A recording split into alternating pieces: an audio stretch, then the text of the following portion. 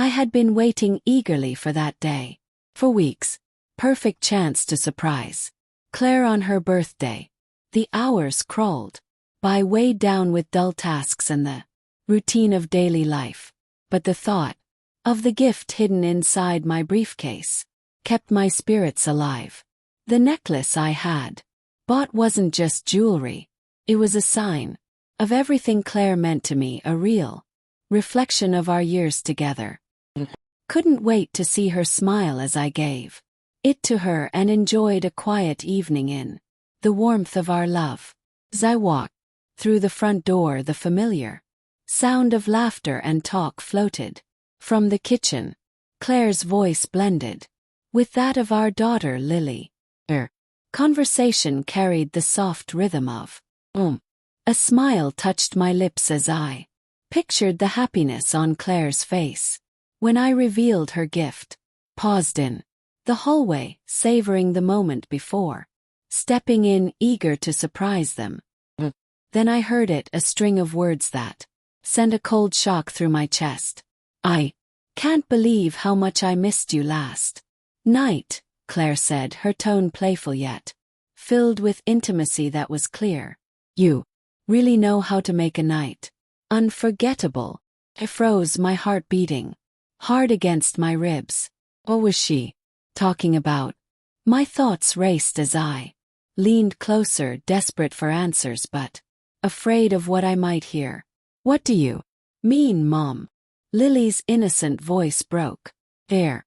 Claire laughed gently. "I mean, Matt, he's so different. I never knew he could be so skilled. Last night was perfect in ways I never expected." Her words hit me like a blow. My breath caught and I gripped the doorknob to steady myself. "Matt? Who was Matt?" Was Claire speaking about him like that? Suspicion wrapped tightly around my chest, suffocating me. "Mom," Lily said softly, "I knew you'd like him. He was perfect for you, not like Dad. He understands." Each word from my daughter cut deeper than the last. My stomach turned as the joy of the evening crumbled into a storm of confusion and dread. Backed away from the kitchen, retreating to the living room where the shadows offered safety. My thoughts spun wildly. Could this be a joke, a mistake? Or was there an ugly truth beneath it all? Looked at the briefcase in my hand. The necklace, once a symbol of love, now felt like cruel mockery. That night, as Claire and Lily went to bed, I lay awake, staring at the ceiling. Her words and laughter echoed endlessly in my mind. Decided that by tomorrow I would uncover the truth. Over the next few days I watched Claire quietly. Every glance at Lily, every late errand, every whispered they all felt like pieces of a puzzle I feared finishing. Tension gnawed at me, suspicions growing with each passing day. One evening Claire's phone rested on the kitchen counter, its soft glow calling to me, the temptation too strong to ignore. With shaking hands I picked it up and unlocked it, my pulse racing as I opened her texts. And there was messages from Matt. "You were amazing last night," one said. "I can't stop thinking about you," read another. "Can't wait to do it again." The words burned into me, each one a dagger stealing my breath. This wasn't doubt anymore. It was fact. Claire was having an affair, and not just a mistake, but a weeks-long secret with someone who clearly mattered to her. My hands shook as I took screenshots of the texts, the proof I needed.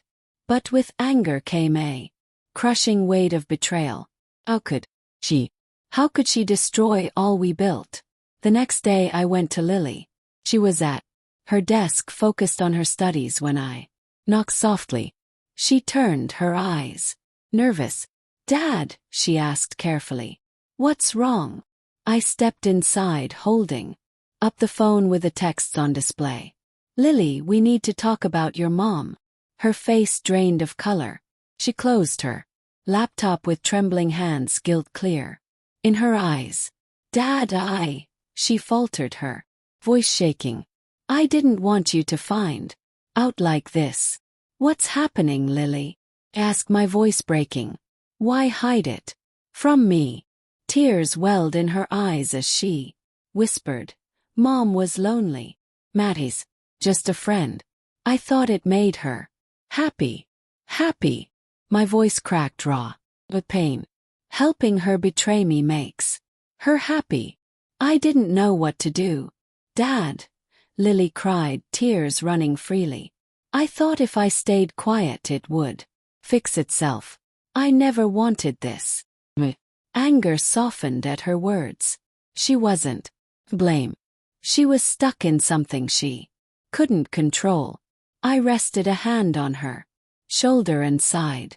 We'll figure this out, Lily, together. That evening I asked Claire to sit down. Tension was thick as she entered, her eyes shifting.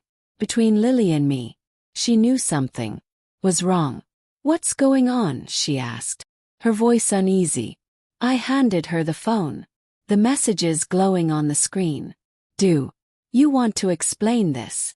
Asked, my voice tight and cold. Claire's face went pale as she read, her hands shaking. When she looked up, tears filled her. Tom, it's not what it seems, she stammered. I can explain. Then start. I demanded, my tone firm. Who is Matt? She hesitated, glancing at Lily for help. Finally, her shoulders slumped and she whispered, I messed up. I never meant for it to go this far. Her words landed like the final blow. I stood, the weight of betrayal pressing hard on me. I need time to think, I said quietly, heading for the door. I'll be staying at David's. Claire only nodded, silent tears streaming down her face as I walked out. Dad, Lily called after me, her voice shaking with regret. I'm sorry. Please, don't hate her. I don't hate her, I replied, though the words felt empty. But I needed space. The days that came after were a haze of anger, sorrow, and deep reflection. David's home became my shelter, his steady presence a balm to my broken heart. You'll get through this, he told me. When you're ready or not. The truth of my marriage stood before me, demanding a decision. The thought of Claire's affair with Matt consumed me, rotting in the corners of my mind. The sting of betrayal slowly turned into a fierce hunger for justice, or maybe revenge. It wasn't only about punishing Claire. It was about making her see the weight of her actions, that her betrayal would leave a scar she could never erase. Sleepless nights kept me turning over the details. The saved messages were daggers in my chest, but also weapons in my hand. Every word of those texts fueled my will to face her and take control of the ruins she had left behind. This wasn't only vengeance. It was about reclaiming my pride and ensuring her loss matched mine. One evening, as I sat in David's living room, my phone vibrated. It was Claire. Her name on the screen sent a chill down my spine, but I answered, my tone empty. Tom, she began, her voice shaking. I know you're hurt and I know you need time, but we need to talk. Please. Sorry for everything. I never wanted to hurt you. Her words felt hollow echoes in a cavern of regret. The damage was done, and no apology could rebuild what she had shattered.